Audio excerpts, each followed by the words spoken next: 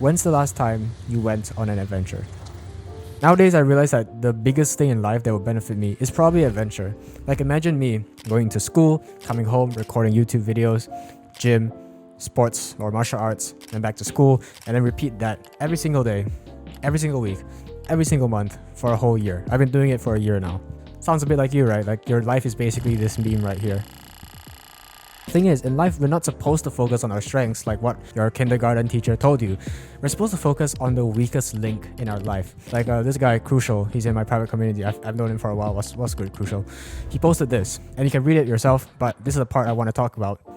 He said, imagine you're playing a video game, and you put all your ability points into one trait. You will suck at that game, Lamau. You're the strongest, but you get insta-killed. Is it worth it? What he's basically saying is that imagine in a game you have points, right? And then you have different abilities, different traits that you have to get. If you put all your points into one, you've leveled up one a lot, but everything else is weak. So you're still an average player or below average. Once you've leveled up something so much, that is no longer your weakest link. You're supposed to focus on the other ones because that's what's going to cause you the most problems in the game. And the same thing is with life. We all have that one weak link in our life that is causing us the most problems, causing us the most pain. That's what's going to get you insta-killed in real life. So very quickly, think about me and the life that I just described to you. Is the biggest benefit for this guy to make more income? Now he already makes some money online, that's fine. Will the biggest benefit come from grinding more? No, he's already been grinding for like a fucking year. What's the weakest link? Well, the weakest link, the biggest benefit that he can get is being a child again, going back into nature. Having that sense of adventure. And I'm talking about adventure here, not travel, because those two are completely different things. Travel is expensive. You gotta plan, pack, plan some more, remember to bring a passport, and most importantly, bring enough underwear. And when you do get to the place, you realize that travel is a lot less about scenic views and having fun and doing touristy stuff and eating nice food. It's mostly just waiting in line for 30 minutes for a water slide that ends up being closed by the time you... Whilst adventure to me is the complete opposite. You leave the house without a plan. You just go wherever you want to go, just like a natural animal would. Birds don't plan their migration with some travel app, fucking Hotel Trivago type shit, and then wait 3 hours for a layover flight that gets delayed. They just follow their instincts, their natural instincts, and go. I think that's such a primal part of us that we've lost. It's kind of like our ear muscles. You know how like when you're born, we actually can move our ears. You know how cats can move their ears up and down when they get, like they want to be at attention, their ears go up. When they're angry, their ears get pinned back, right?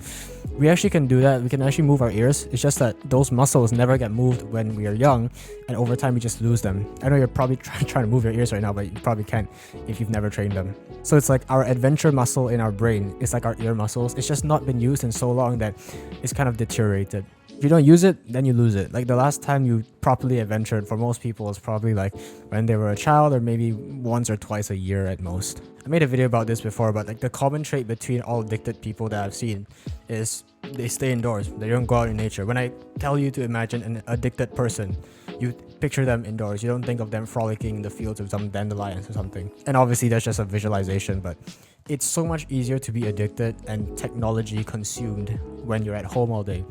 And the opposite is also true. When you're in nature, it's almost impossible to be depressed. Like there's this one slope, right? When I go to the seaside, there's this overhead bridge. So you go up one side, you go down that side. And I don't know if this is illegal, but when I go down the side that leads to the sea, it says that you're supposed to get off your bike and just hold it and walk down. But if there's nobody there, I always ride down it. And it's a really steep slope. No one can be like depressed doing that. You're instantly just put into a flow state when you're going down a steep slope on your bike. Obviously this is bro science, but like this is the instant cure to depression. You instantly just feel like a child again. It's literally scientifically proven that cold exposure, sunlight, nature increases dopamine, and that increases our motivation and happiness. There's such thing as like ecotherapy, where you go into nature and it de-stresses you, and there's like scientific backing on it, but like I can't be bothered to read the scientific articles because one, they're boring, and two, it's kind of common sense. Like if you took a bird and put it in a cage, right? You have another bird that's just out in the wild flying around. Which one's going to be happier? Yeah, it's common sense. The one that's flying and free is always going to be happier and healthier than the one that's caged up. You don't need to conduct an experiment to do that. So with your life, you don't need to conduct an experiment either. Like this became a whole meme and everything, but there's genuinely like scientific evidence that sunning your balls and sunning your ass is like good for you, apparently. That's actually a better title. When's the last time you sunned your balls, bro? When's the last time your balls got some direct sunlight? I'm not even wearing pants right now. I'm getting direct sign. Give no proof. I'm getting free testosterone right now. Look at that testosterone. Oh my. If my situation sounds similar to you and you've been grinding already, then this could be a good addition to your life. If you've already been making progress, already grinding.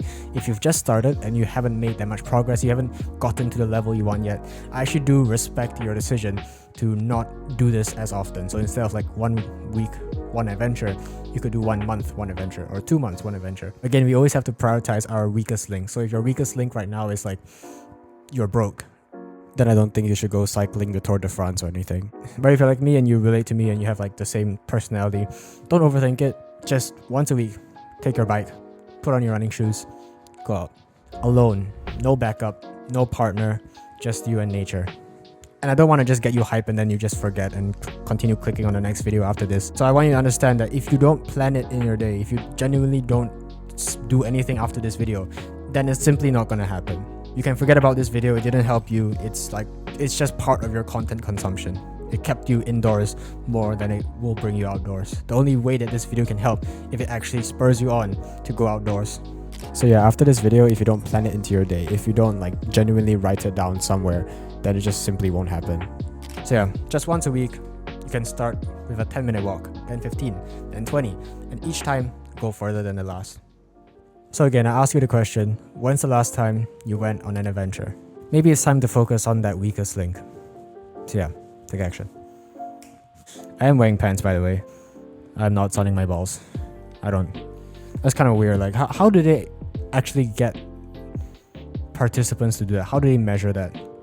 Like, they just put a flashlight. Yo, if you like my advice and you want more, you can get more in my private community. I do multiple calls a week. We have coaching calls, we have chill calls, and I'm also working on courses there that are not uploaded anywhere else. I won't try selling you too much. If you just want more from me, you want to support me so I can make better YouTube videos, go click the first link in the description to find out more. If not, the YouTube videos are still here, still for free, for your value. Give me a kiss.